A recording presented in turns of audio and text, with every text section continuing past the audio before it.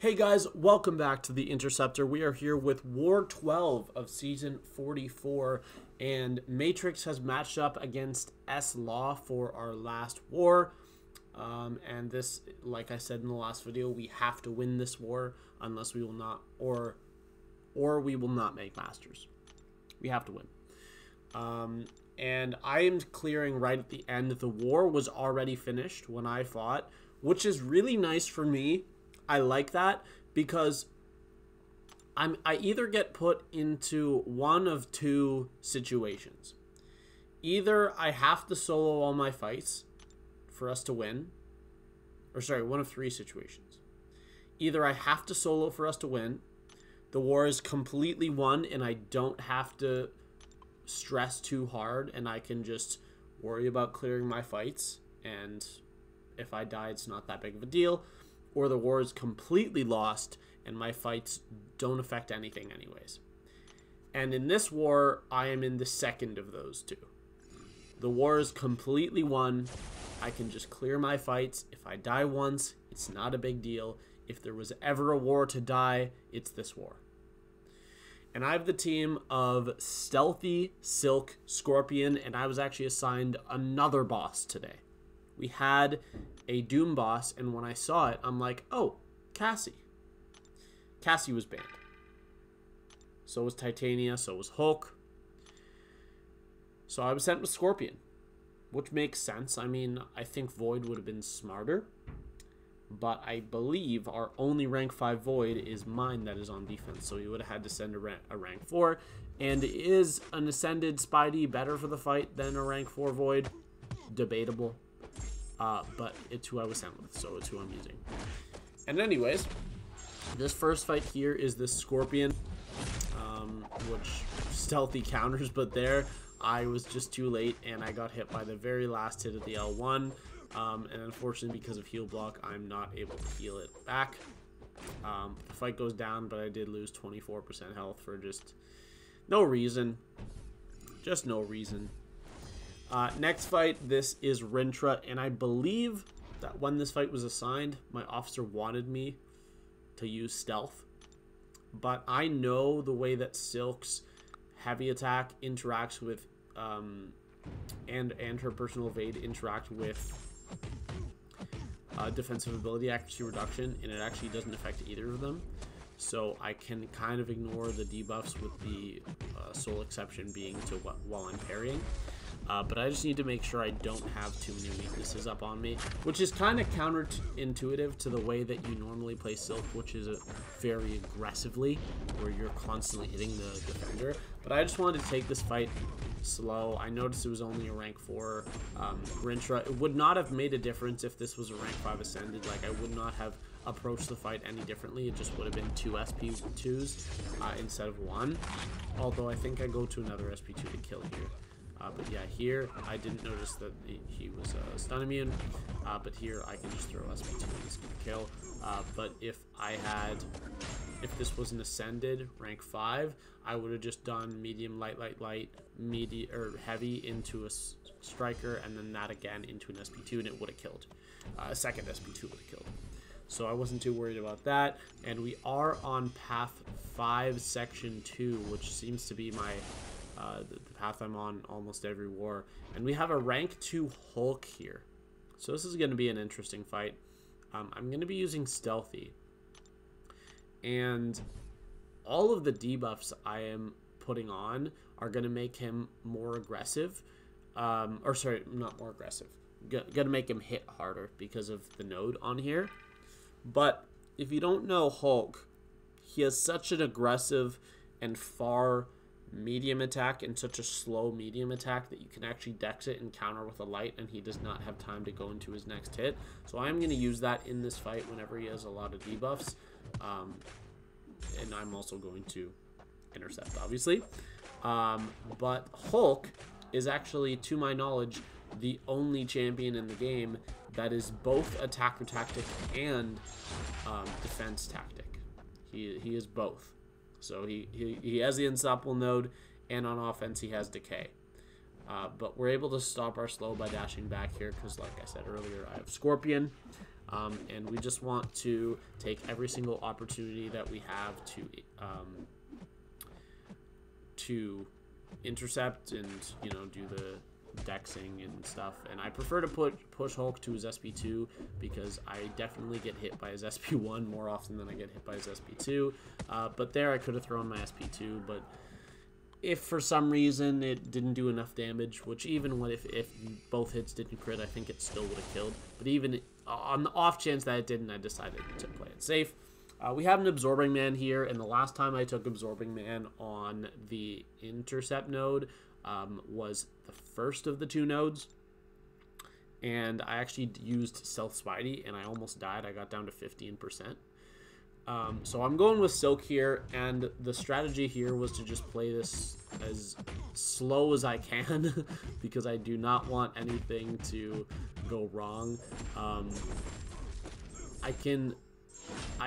not able to do my intercept, so I'm not able to build up a bunch of charges for my SP2, but there I take a combo. I don't think I have any more Silk fights. I think this is it. I could be wrong about that. There might be one more, but yeah, we turn off the Magma Form here. Just need to get another intercept right here. He does not go for it, so I decided to just keep hitting him and keep pushing. And at this point, I think I've decided to go for an L3, I believe, if I recall correctly. Heavy counter there.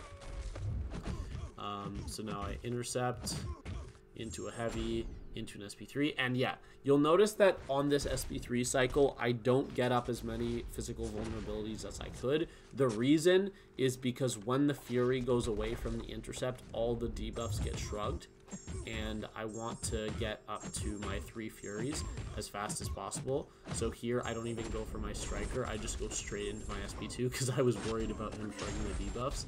And I think it's a 20-second Fury, so I still have like a large window, but I was just being as safe as I could.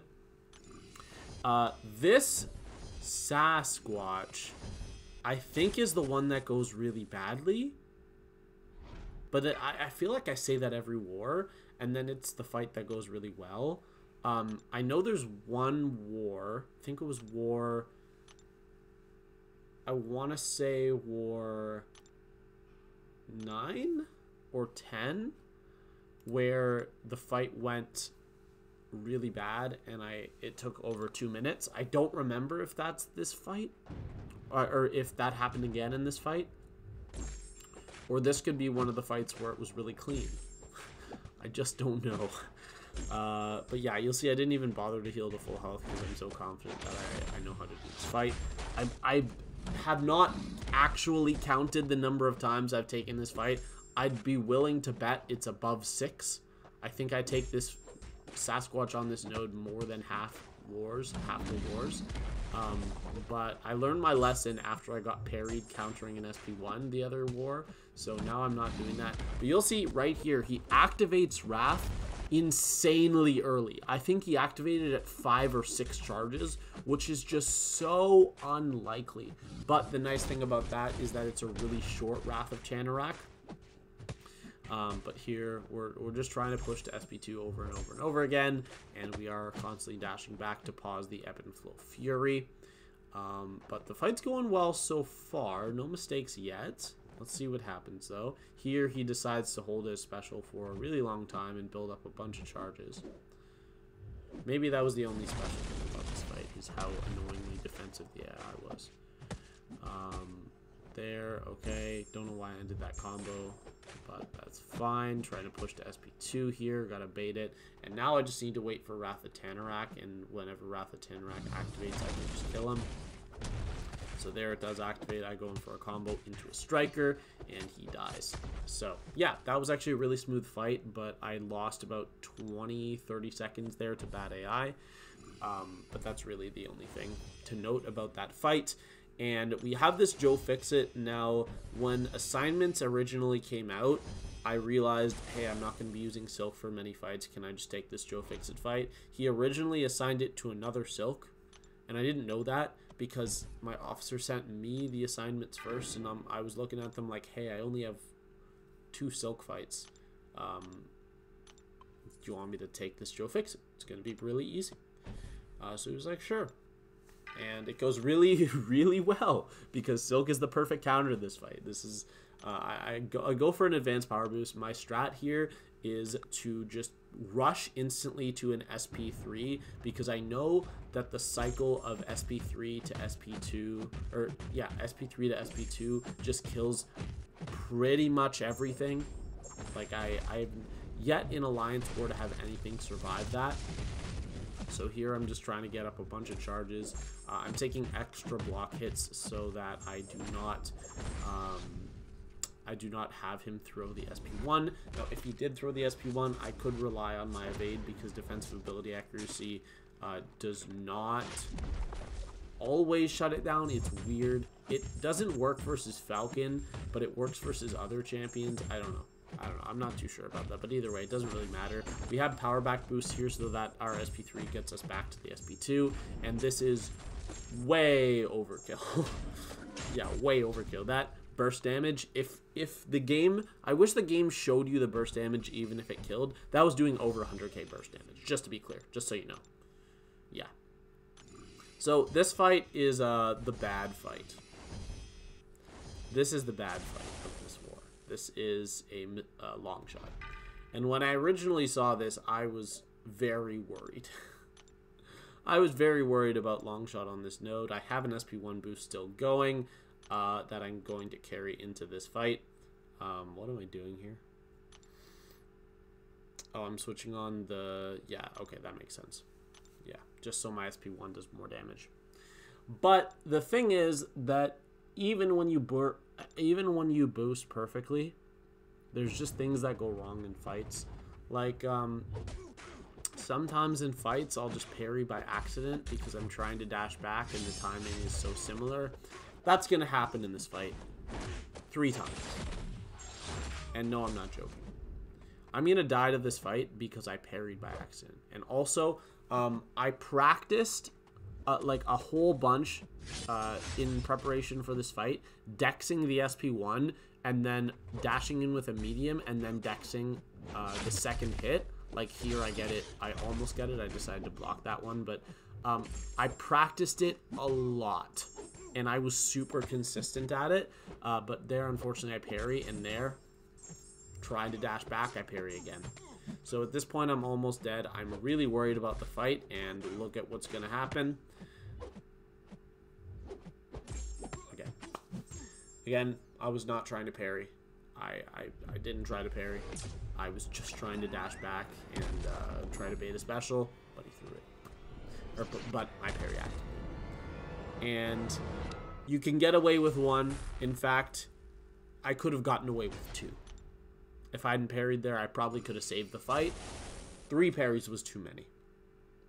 And despite the fact that I was making my best attempt not to parry, dashing back unfortunately activated parry 3 times in that fight.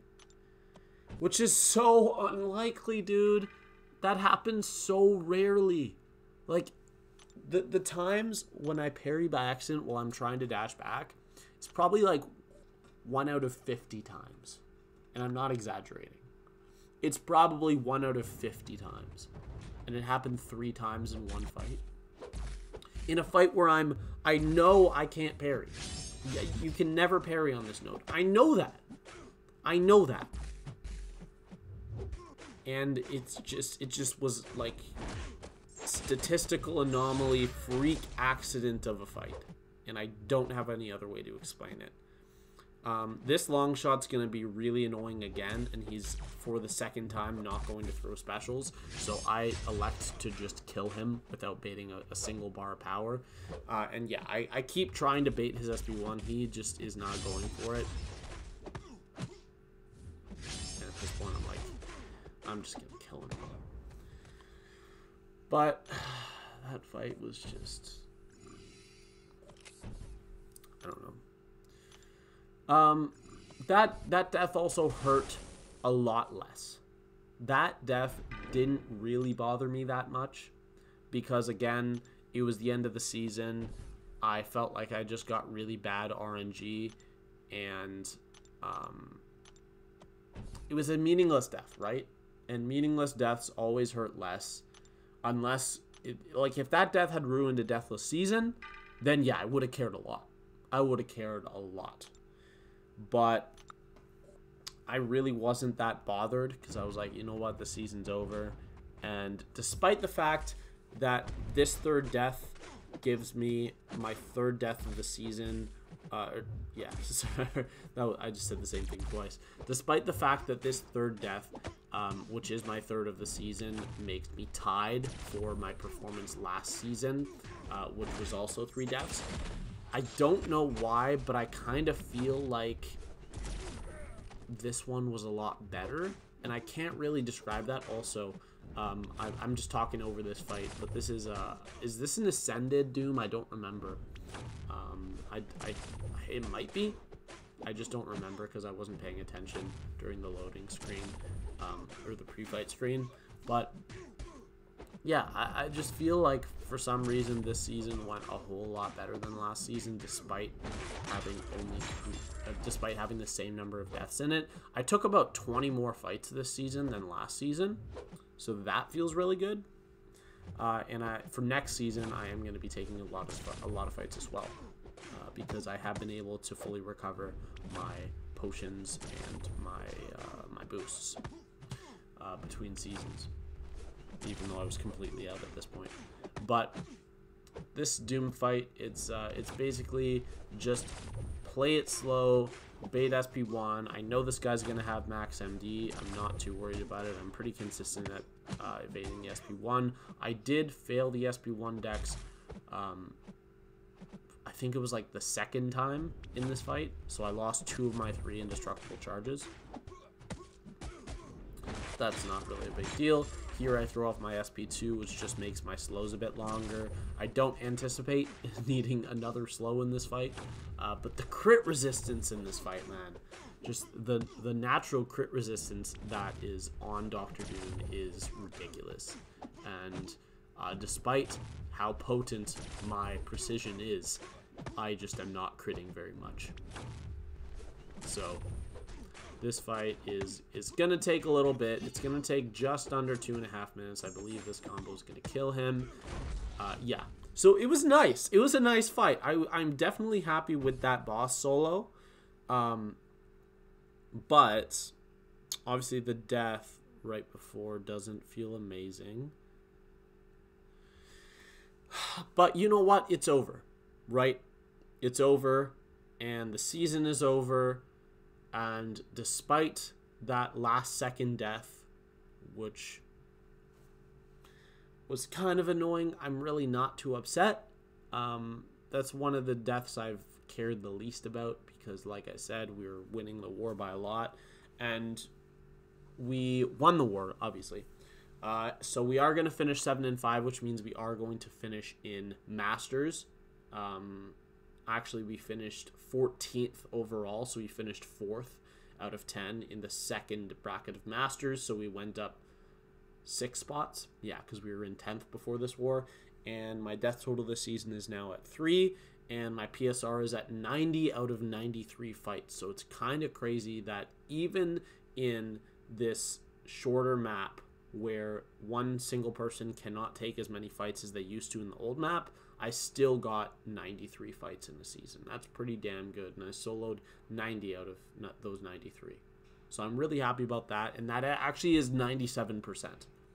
So despite 3 deaths this season, I actually have a 97% PSR, which is still really good, because if you average that out over the season, that's a death in 1 out of every 30 fights, or 33 fights technically, which averages to like 4.5 deaths a war as a whole alliance. So that's pretty good. That kind of makes me feel a little bit better. And my deathless streak, ironically, is at 1 fight right now, because it's just the last fight of the war, just this Doom, because I died on the Longshot right before. And we ended up winning this war with a score of 8-4. Like I said, it wasn't that close. At the time I was fighting, it was 8-2, and I was the 3rd death, and then we died once more after that. So, great job to Matrix. SLaw put up a decent score. I don't know how they did this season. I don't know if they finished in Masters or Platinum 1. But anyways, GG to you guys. An amazing job to everyone at at Matrix this season for another Masters placement, and we will be back next season aiming for top 10. So yeah, that is all. Oh, also something, sorry. Last season, alliances that were 7 and 5 ended in the top 10.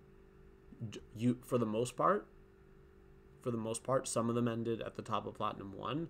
We were kind of abnormally lower than most alliances we had a better record than our spot reflected, because usually 6 and 6 would easily grab you a Masters spot in Tier 1 if all your wars were in Tier 1 like ours were. But this season, there were definitely some alliances that were 6 and 6 that missed Masters, which is really odd, because that usually doesn't happen. It must have just been like an anomaly with the records and stuff, and there were just barely enough alliances that went 5 and 7, and just a whole bunch of stuff happening that made it really weird this season with the placements. But that's all. Hope you guys enjoyed, and I will be posting the season reward opening, which I did on a live stream actually, pretty much like right after this, or the next day after this. So look out for that, and I'll see you guys later.